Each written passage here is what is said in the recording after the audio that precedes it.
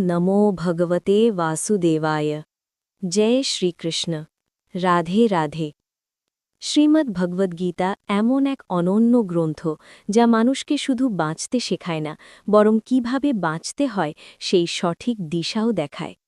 ভগবদ্গীতা আমাদের জীবনে ধর্ম, কর্ম এবং প্রেম এই তিনটি স্তম্ভের গভীর অর্থ বোঝায়। ভগবদ্গীতার জ্ঞান শুধু এই জীবনের জন্য নয়, বরং জীবনের পরবর্তী যাত্রার জন্য সমানভাবে উপযোগী।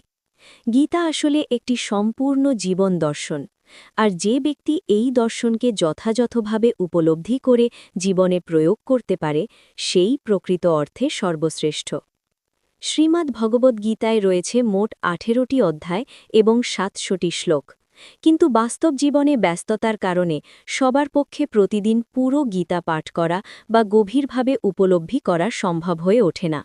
সেই কারণেই আজকের এই অত্যন্ত গুরুত্বপূর্ণ ভিডিওতে আমরা আলোচনা করছি ভগবদ্গীতার 121টি মহামূল্যবান উপলব্ধি, যেগুলি জানলে আপনি গীতার প্রকৃত অর্থ হৃদয় দিয়ে অনুভব করতে পারবেন।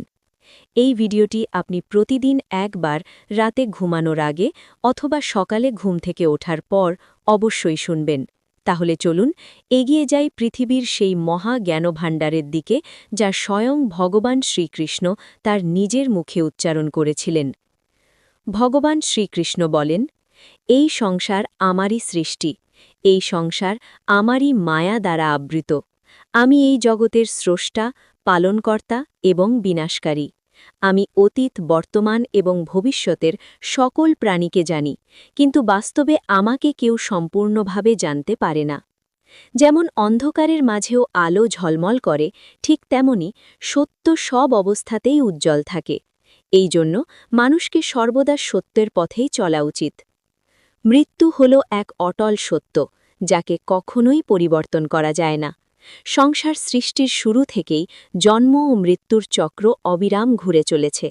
যেভাবে মানুষ পুরনো বস্ত্র ত্যাগ করে নতুন বস্ত্র ধারণ করে, ঠিক তেমনভাবেই আত্মা জীর্ণ শরীর ত্যাগ করে নতুন শরীর গ্রহণ করে। এটাই প্রকৃতির নিয়ম। এই কঠিন সত্য মেনে নিয়ে ভয়মুক্ত হয়ে বর্তমানেই বাঁচতে শেখাই হল প্রকৃত জ্ঞান। যারা প্রকৃত জ্ঞানী, তারা না মৃতের জন্য শোক করে, না জীবিতের জন্য। কারণ তারা জানে যে মারা গেছে সে আবার জন্ম নেবে, আর যে জীবিত আছে সেও একদিন নিশ্চয়ই দেহ ত্যাগ করবে। ভগবান শ্রীকৃষ্ণ বলেন, মনের শান্তির চেয়ে বড় সম্পদ এই পৃথিবীতে আর কিছুই নেই। যে ব্যক্তি নিজের মনকে শান্ত রাখতে শিখে গেছে, সেই এই সংসারের প্রকৃত ধনী। সময় কখনো মানুষের তৈরি পথে চলে না, মানুষকেই সময়ের তৈরি পথে চলতে হয়। এটাই নিয়তি।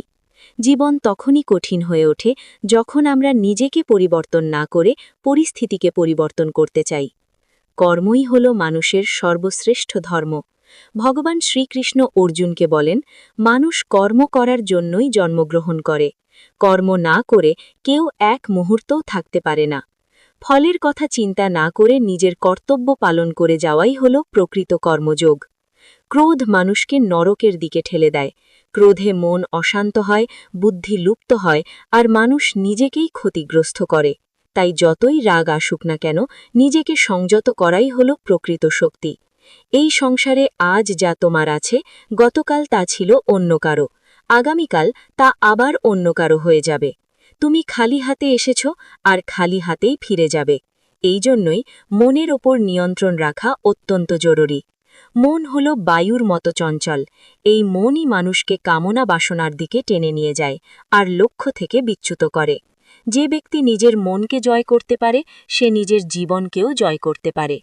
ভগবদ্গীতা আমাদের শেখায়, দম্ভ, অহংকার, ক্রোধ, কঠোর ভাষা, অজ্ঞানতা এই সব কুপ্রবৃত্তি ত্যাগ করতে হবে, আর ধারণ করতে হবে দয়া, বিনয়, ধৈর্য, জ্ঞান এবং শ্রদ্ধা। কারণ জ্ঞানের মতো পবিত্র বস্তু এই সংসারে আর কিছুই নেই। শ্রদ্ধা থাকলেই জ্ঞান লাভ হয়, আর জ্ঞান থেকেই জন্ম নেয় চিরস্থায়ী শান্তি।